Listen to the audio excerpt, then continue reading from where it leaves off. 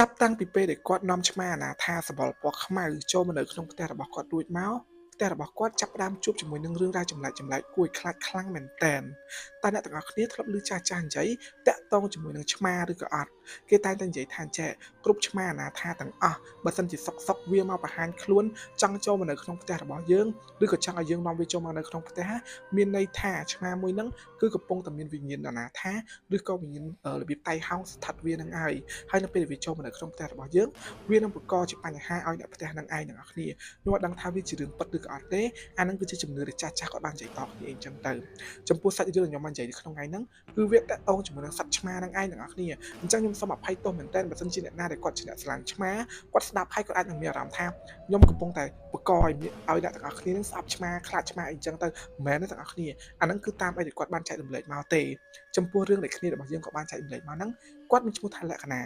ខណៈប្រាប់ថារឿងមួយនេះវាកើតឡើងកាលពីឆ្នាំ2018គាត់ចាំបានទាំងអស់គ្នានៅម៉ោងប្រហែលជាខ្ទង់6ល្ងាចគឺមេឃភ្លៀងខ្លាំងមែនតើមេឃភ្លៀងដល់ស្នាក់ស្ទើរទៅលិចផ្លូវលិចអីចឹងទៅផ្ទះរបស់គាត់គឺជាប្រភេទផ្ទះដែលនៅក្នុងភូមិទាំងអស់គ្នាហើយនៅមុខផ្ទះរបស់គាត់គឺមានលបងបើកបិទណាហើយអត់មានដបមានអីបាំងនៅខាងមុខផ្ទះហ្នឹងទេអញ្ចឹងគាត់ថាគាត់តែមេឃភ្លៀងខ្លាំងហ្នឹងភ្លាមម៉ាក់របស់គាត់បានប្រើគាត់ឲ្យទៅបិទទ្វារលបងផ្ទះគាត់ខ្លាចថាមានស្អីមានអីចូលមកអញ្ចឹងទៅអញ្ចឹងលក្ខណៈគាត់ទៅលឺម៉ាក់របស់គាត់ប្រាប់ភ្លាមគាត់ក៏ទទួលឆាត់បដាកាន់7បដាដើម្បីប្រចាំងដោយសារតែពេលហ្នឹងគាត់ថា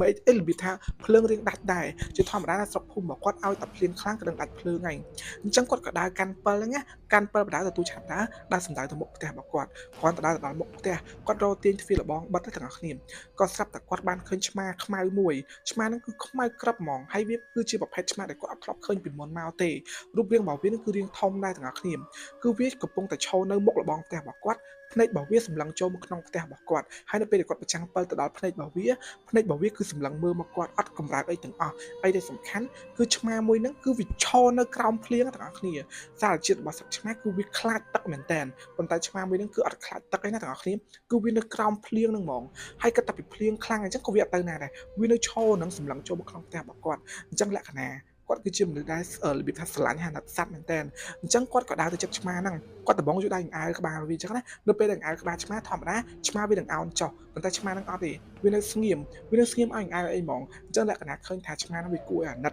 គាត់ក៏លើក3ឆ្មាហ្នឹងណាដើរចូលមកក្នុងផ្ទះរបស់គាត់ដោយអត់បានសុំប៉ាម៉ាក់របស់គាត់អីទាំងអស់ព្រោះអីពេលហ្នឹងទាំងអស់គ្នាគាត់ថាមេឃវាលក្ខណៈ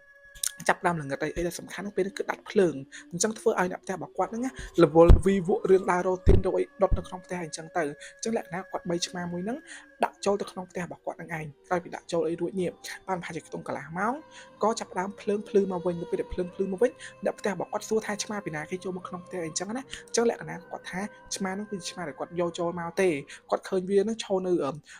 មុខផ្ទះមុខអីត្រូវភ្លៀងត្រូវអីចឹងទៅក៏យកវាចូលមកក្នុងផ្ទះអញ្ចឹងទៅអញ្ចឹងអ្នកផ្ទះរបស់គាត់ពេលហ្នឹងគាត់បាននិយាយច្រើនទេគាត់ចាប់ដើមរៀបចំហូបបាយចំណែកឆ្មាមួយហ្នឹងទាំងអស់គ្នាគឺវាចាប់ដើមដើរនៅក្នុងផ្ទះហ្នឹងដើរភ្នែករបស់វាគឺស្រឡឹងគ្រប់កន្លែងទាំងអស់នៅក្នុងផ្ទះរបស់គាត់លក្ខណៈគាត់សង្កេតមើលឆ្មាមួយហ្នឹងទៅទាំងអស់គ្នាគឺវាខុសប្លែកពីឆ្មាផ្សេងៗដែលគាត់ធ្លាប់ជួបពីមុនមកវាដើរស្រឡឹងមើលនេះមើលនោះហើយអ្នកណាគេក៏អាចក្បាលវាបានក៏អាចប៉ះខ្លួនវាបានដែរវាអត់របៀបថាអត់ខំឬក៏អត់របៀបថាអត់ភ្ញាក់អីទាំងអស់គឺវានៅស្ងៀមនឹងឯងអញ្ចឹងអ្នកផ្ទះរបស់គាត់ហ្នឹងក៏បានចាប់អារម្មណ៍នឹងឆ្មាទេគាត់ចាប់ដើមហូបបាយហូបអីអញ្ចឹងណាប៉ុន្តែឆ្មាមួយហ្នឹងទាំងអស់គ្នាអំឡុងពេលដែលពួកគាត់ហូបបាយមានត្រីមានអីហ្នឹងគឺឆ្មាអស់ហ្នឹងឆ្មាមួយហ្នឹងវាអត់មានបានឈរមើលពួកគាត់ហូបបាយអីទេវាដើរទៅនេះទៅនោះអីអញ្ចឹងទៅអញ្ចឹងក្រោយពេលដែលគាត់ហូបបាយរួចនេះគាត់ក៏ចាប់ដើមលាយបាយលាយអីដាក់ឆ្មាស៊ីអញ្ចឹងណាប៉ុន្តែឆ្មាមួយហ្នឹងទាំងអស់គ្នាវាស្រឡឹងបាយហ្នឹងហើយវាក៏ដើរឡើងទៅខាងលើបាត់វាដើរឡើងទៅលើផ្ទះរបស់គាត់បាត់ទៅដើរឡើងទៅជាដើរហើយលក្ខណៈនៅពេលដែលឃើញឆ្មាដើរឡើងអញ្ចឹងគាត់ក៏បានចាប់អារម្មណ៍ច្រើនដែរគាត់ទៅលាងចានលាងអីអញ្ចឹងហើយក៏អង្គុយនិយាយមួយប៉ាគាត់បានស្ទុះ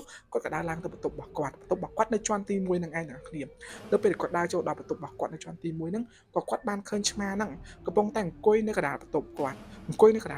់ភ្នែករបស់វាគាត់តែសម្លឹងមើលមកគាត់ចេះអញ្ចឹងលក្ខណៈគាត់ដើរទៅលេងមួយឆ្មាហ្នឹងទៅអង្អែលក្បាលគាត់ហៅកូនណាអីអញ្ចឹងណារបៀបនិយាយជាមួយរបៀបមនុស្សស្រឡាញ់សត្វទាំងគ្នាអញ្ចឹងក្រោយពីគាត់និយាយមួយឆ្មារួចអស់នេះលេងមួយឆ្មាហើយគាត់ក៏ទៅលាងដៃចាប់ដើមមួយទឹកមួយអីចឹងទៅពេលដែលគាត់ចេញពីបន្ទប់ទឹកមកវិញគាត់ស្រឡឹងរកមើលឆ្មាហ្នឹងក៏បាត់អត់ឃើញវាទេគឺបាត់អត់ឃើញវាទេឮតែសំឡេងឆ្មាយំម៉ែវសំឡេងឆ្មាហ្នឹងគឺដូចឆ្មាទូទៅនឹងឯងទាំងអស់គ្នាអញ្ចឹងលក្ខណៈគាត់ថាឆ្មាហ្នឹងប្រហែលជាវានៅម្ដុំបន្ទប់គាត់នឹងឯងវាទៅណាទេគាត់ក៏ចាប់ដើមឡើងក្រែឡើងអីចឹងទៅក៏គាត់ដេកដូចធម្មតានឹងឯងទាំងអស់គ្នាដេកដល់ម៉ោងប្រហែលជាខ្ទង់11យប់ គាត់លឺសំឡេងឆ្មាយំទៀតប៉ុន្តែសំឡេងឆ្មាហ្នឹងមិនមែនយំម៉ែវម៉ែវហ្នឹងឯងសំឡេងវាគឺសំឡេងធំដូចមនុស្សកំពុងតែធ្វើសំឡេងត្រាប់តាមសត្វឆ្មាអញ្ចឹងរបៀបម៉ែវម៉ែវម៉ែវម៉ែវសំឡេងហ្នឹងគឺធំមែនតែនហ្មងបងប្អូនគឺធំយូរតែមែនតែនហ្មងចឹងលក្ខណៈពេលហ្នឹងគាត់ភ្ញាក់ហ្មងគាត់ស្ទុះក្រោកបើកភ្លើងក្នុងបន្ទប់គាត់ដើររកឆ្មាមួយហ្នឹងប៉ុន្តែគាត់ឃើញឆ្មានៅក្នុងបន្ទប់គាត់ទៀតទេហើយសំឡេងយំម៉ែវម៉ែវហ្នឹងគឺនៅតែលឺដដែលហ្នឹងឯងគឺនៅតែលឺនៅតែអីចឹងទៅគាត់ព្យាយាមដើររកឆ្មាពេញបន្ទប់របស់គាត់ដែរប៉ុន្តែរកអត់ឃើញអត់អីចឹងណាបងប្អូនអញ្ចឹងពេលដែលព្រលឹមឡើងនេះគាត់ក៏សួរម៉ាក់ប៉ារបស់គាត់ថាយប់មិញមានឮសលេងឆ្មាយំឬក៏អត់ឆ្មាយំសលេងធំមែនតើអ្នកផ្ទះរបស់គាត់ថាអត់ឮទេអត់មានបានឮទេហើយគាត់សួរឆ្មាហ្នឹងតាណាបាត់ហើយម៉ាក់ប៉ារបស់គាត់ក៏សួរដែរតែគាត់ថាគាត់ដឹងហងបាត់វាតាំងពីយប់នៅពេលដែលគាត់ចូលដេកហ្នឹងមុនពេលចូលដេកគឺឃើញវានៅធម្មតាប៉ុន្តែនៅពេលដែលភ្ញាក់ឡើងនេះគឺបាត់វាហ្មងអត់ឃើញវាទៅណាសោះហ្មងអត់ឃើញវារបៀបថាបាត់ទៅឆឹងហ្មងបងប្អូនក៏បាត់ទៅរបៀបចឹងក៏ប្រាប់ប៉ាម៉ាក់គាត់តាមចឹងណាចឹងប៉ាម៉ាក់គាត់ក៏មិនបានដេញដោលច្រើនទេគាត់ថានឹងឆ្មាហ្នឹងវាត្រឡប់ទៅម្ចាស់វាវិញត្រឡប់ទៅណាទៅណីតាមបែបសត្វឆ្មាអញ្ចឹងទៅចឹងពួកគាត់ហ្នឹងក៏ចាប់ដើមធ្វើការរៀងខ្លួនទៅប៉ាគាត់ក៏ទៅធ្វើការចំណែកលក្ខណៈក៏ចាប់ដើមដូរកៅអៅទៅមួយទឹកទៅស្លាទៅអីចឹងបងប្អូនចឹងគាត់ថាយប់បន្តទៀតរំលងបានប្រហែលជាខ្ទង់2ថ្ងៃទេបងប្អូនអាយប់ទី1ទី2ក្រោយពេលដែលឆ្មាទៅបាត់គាត់ឮសលេងទាំងអស់ប៉ុន្តែនៅក្នុងយប់ទី3នេះគឺគាត់បានឮសំឡេងឆ្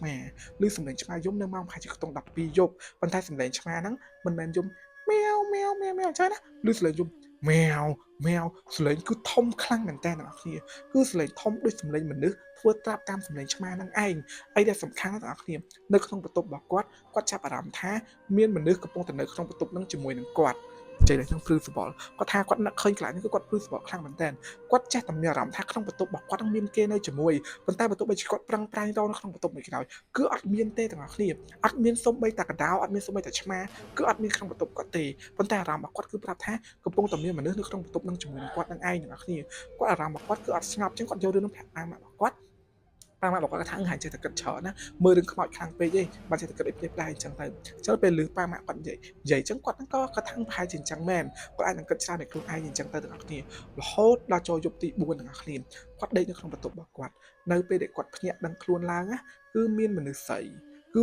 ីកំពុងដេកលើគ្រែជាមួយគាត់ថាចេះទោះបីជាបន្ទប់របស់គាត់ពេលហ្នឹងគឺបិទភ្លើងនៅក្រោយប៉ុន្តែគាត់មានអារម្មណ៍ថាជាមនុស្សស្រីព្រៃមនុស្សដែលដេកនៅលើគ្រែជាមួយគាត់ហ្នឹងគឺសក់របស់ម្នាក់ហ្នឹងគឺរបៀបថាហើរមកប៉ះមុខគាត់ប៉ះលើខ្លួនរបស់គាត់អីអញ្ចឹងទៅហើយដែលសំខាន់គឺគ្រែរបស់គាត់គឺដេកគ្នា2នាក់ហ្នឹងឯងអញ្ចឹងលក្ខណៈនៅពេលដែលគាត់មានអារម្មណ៍ថាលើគ្រែរបស់គាត់មានដេកគ្នា2នាក់ហ្នឹងគាត់ក៏ស្ទុះក្រោកទៅបើកស្ទុះក្រោកទៅរបៀបថាបើកភ្លើងក្នុងបន្ទប់នៅពេលដែលគាត់ស្ទុះក្រោកបើកភ្លើងក្នុងបន្ទប់ហ្នឹងគាត់ឃើញម្នាក់ស្រីដែលដេកលើគ្រែហ្នឹងស្ទុះចេញពីបន្ទប់របស់គាត់ចេញទៅខាងក្រៅស្ទុះចេញទៅបាត់នឹងហ្មងបងប្អូនស្ទុះចេញទៅហើយគឺបាត់ឆឹងនឹងឯងបងប្អូនលក្ខណៈពេលនេះគឺគាត់ភ្ញាក់គាត់ខ្លាចខ្លាំងមែនតើគាត់ស្រែកពេញផ្ទះហ្មងណាស្រែកឲ្យប៉ាម៉ាក់របស់គាត់ជួយរកគាត់ថាគាត់បានឃើញមនុស្សស្រីដេកលើគ្រែជាមួយគាត់ហើយម្នាក់ហ្នឹងគឺជាមនុស្សស្រីមានសក់វែងសក់អីចឹងណាប៉ុន្តែគាត់អត់បានមើលមុខច្បាស់ថាជាមុខមិនអីមិនទេព្រោះនៅពេលដែលគាត់បើកភ្លើងហ្នឹងគឺវារត់លឿនខ្លាំងមែនតើហ្មងអញ្ចឹងប៉ាម៉ាក់គាត់ពេលហ្នឹងក៏ចាប់ដើមរកពេញផ្ទះហើយរកពេញផ្ទះរកគ្រប់កន្លែងទាំងអស់នៅក្នុងផ្ទះប៉ុន្តែរកមិនគឺរកអត់ឃើញទេទាំងអស់គ្នាគឺរកអត់ឃើញសោះហ្មងណារកអត់ឃើញសោះអញ្ចឹងប៉ាម៉ាក់របស់គាត់ក៏គិតថាចេះលក្ខណៈហ្នឹងជួយចិត្តមើលរឿងខ្មោចពេកទើបសម័យគិតអីផ្ដេសផ្ដាស់អីចឹងទៅអញ្ចឹងលក្ខណៈក៏គាត់ប្រាប់ថាគាត់អត់បានសម័យទេគាត់ឃើញមែនគាត់គិតមែនអីចឹងទាំងអស់គ្នាអញ្ចឹងក្រោយមកនេះក៏គាត់បិទទ្វារបន្ទប់ចាក់សោនៅពេលដែលគាត់ចូលគេងគឺបិទទ្វារបន្ទប់ចាក់សោអីចឹង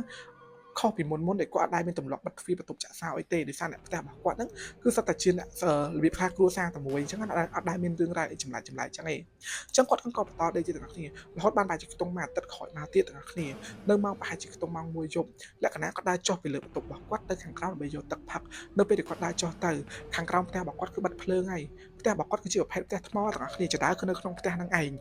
ចឹងនៅពេលដែលផ្ទះរបស់គាត់បិទភ្លើងអស់ហើយគាត់ហ្នឹងក៏មិនបានបើកភ្លើងបន្ទប់បើកអីដែរគាត់ដើរចុះទៅដៃគាត់បើក flash ទូរស័ព្ទដើរចុះទៅនៅពេលដែលគាត់ដើរចុះទៅគាត់បានឃើញរូបរាងមនុស្សក្របកណាត់ខ្មៅវាពីខាងក្រោមឡើងមកតាមចដើវាពីខាងក្រោមហ្នឹងឡើងមកតាមចដើកើមដូចសត្វឆ្មាអញ្ចឹងវាមកសបល់របៀបថាក្របកណាត់ហ្នឹងគឺខ្មៅក្របទាំងអស់គ្នាវាឡើងមកអញ្ចឹងលក្ខណៈគាត់ឈោអោបដៃមើលចេះគាត់គិតថាជាប្អូនប្រុសរបស់គាត់នឹងឯងព្រោះអីគាត់គិតថាប្អូនប្រុសរបស់គាត់កំពុងតែប្រឡាយគាត់អីអញ្ចឹងទាំងអស់គ្នាម្នាក់ហ្នឹងឃើញវាឡើងមករហូតទាំងអស់គ្នាវាឡើងរហូតមកដល់មុខបន្ទប់របស់គាត់នៅពេលដែលវាមកដល់មុខបន្ទប់របស់គាត់ទាំងអស់គ្នាគឺបាត់ម្នាក់នឹងឆឹងហ្មងគឺបាត់ម្នាក់នឹងឆឹងនឹងឯងទាំងអស់គ្នាហើយគាត់ក៏ដឹងដែរថាប្អូនប្រុសគាត់នៅក្នុងយប់ហ្នឹងប្អូនប្រុសរបស់គាត់បាននៅផ្ទះទេប្អូនប្រុសគាត់ក៏បាននៅផ្ទះហើយទាំងអស់គ្នាអ្នកផ្ទះគាត់នៅពេលហ្នឹងគឺនៅសល់គ្នាតែ3នាក់ទេគាត់ហើយនឹងប៉ាម៉ាក់របស់គាត់នឹងឯងចឹងលក្ខណៈពេលហ្នឹងគាត់កាំងខ្លាំងមែនតើគាត់ឈ មើលអារូបភាពដែលបាត់ទៅក្នុងភ្នែករបស់គាត់ហ្នឹងណាគាត់ឈរមើលឲ្យបានគាត់ស្រែកនឹងទឹកភ្នែករបស់គាត់គឺហូរចុះមកឲ្យទាំងអស់គ្នាគឺឈរមករបៀបឈរចុះមករបៀបខ្លាចខ្លាំងតែមែនតើអញ្ចឹងទៅអញ្ចឹងគាត់ថាក្រោយពេលដែលមានរឿងរ៉ាវនឹងកើតឡើងនេះប៉ាម៉ាក់របស់គាត់ក៏ប្រាប់ដែរថាគាត់អាសាបានឮសលេងឆ្មាយំប៉ុន្តែសលេងឆ្មាយំនោះគឺសលេងម៉ែវម៉ែវម៉ែវម៉ែវសលេងបែបមនុស្សធ្វើតម្រាប់តាមសត្វឆ្មាមិនមែនជាសលេងសត្វឆ្មាដូចសលេងឆ្មាធម្មតាយំម៉ែវម៉ែវតិចតូចពីអស់ហ្នឹងទេទាំងគ្នាអញ្ចឹងពេលហ្នឹងគាត់ក៏យករឿងនោះប្រាប់យាយប្រាប់អីអញ្ចឹងយាយក៏មកធ្វើវិធីធ្វើឲ្យអញ្ចឹងទៅអញ្ចឹងចាប់តាំងពីពេលដែលមានរឿងហ្នឹងកើតឡើងហើយយា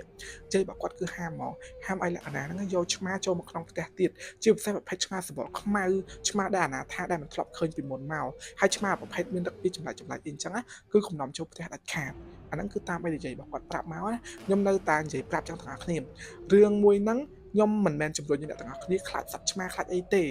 ខ្លាចមិនមែនជំរុញអ្នកទាំងអស់គ្នាបើអ្នកទាំងអស់គ្នាជាមនុស្សស្រឡាញ់ឆ្មាក៏នៅតែស្រឡាញ់ឆ្មាចឹងទៅគ្រាន់តែរឿងដែលគាត់បានជួបប្រទះហ្នឹងវាជាការដែលគាត់ចែករំលែកបទពិសោធន៍មកនឹងឯងទាំងអស់គ្នាវាតកតងនឹងសត្វឆ្មាអីចឹងទាំងអស់គ្នា